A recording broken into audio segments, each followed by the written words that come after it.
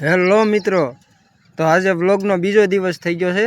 તો આજે હું તમને બતાવીશ કે આ બુલેટની ખાસિયત શું છે, બુલેટ લેવાય કે ન લેવાય। કન્ટિન્યુ વિડીયોમાં બન્યા રહેજો, હમણાં તમને બતાવું। જોઈ શકો છો તમે અત્યારે।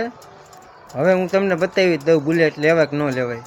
ખરેખર સમજો તો ન જ લેતા, જોઈ લો।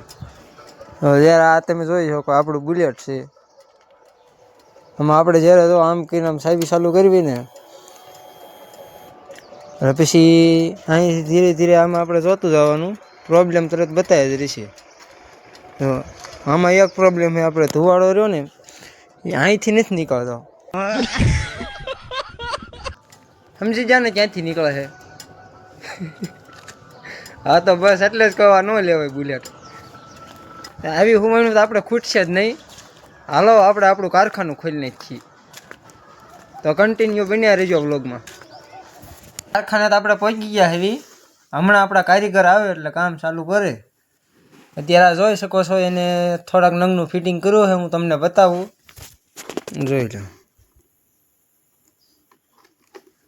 આ પ્રકારનું આવે બધું।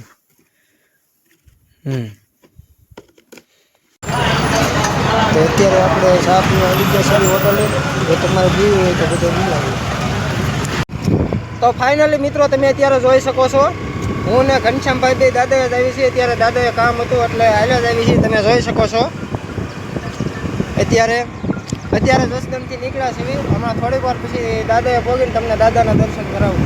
તો કન્ટિન્યુ વ્લોગમાં બન્યા રહીજો। ફાઇનલી હવે આપણે દાદાના મંદિર પાસે પહોંચી ગયા છીએ, તો કન્ટિન્યુ બન્યા રહેજો, હમણાં દાદાના દર્શન કરાવું।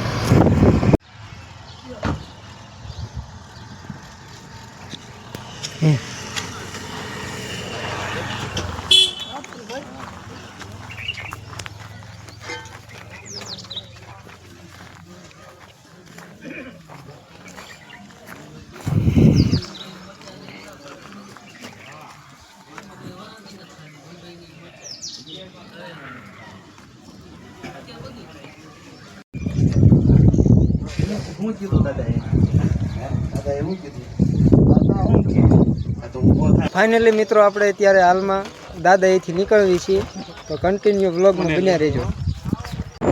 તો ફાઇનલી આપણે અત્યારે દાદા અહીંથી નીકળી ગયા છીએ, તો કન્ટિન્યુ વ્લોગમાં બન્યા રહેજો।